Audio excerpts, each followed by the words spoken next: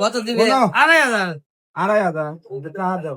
কাটতে বলে সবজি খেলা নাই আনতো নাই তুমি দাম করলে কথা দোকানে দোকান হলো এই সেটটা তো আমি বেচবো বুঝছি কিন্তু এখানে কাহিনী সেটটা তুলে আমি চুরি করেছি শোনা গো আমার তুমি দেখো সেট ভালো দেখছো চুরি হরা ফোন করলি চুরি করা ফোন তা না কত 20,000 দেবো কত দিবে? 2,500 2,500 টাকা দাও।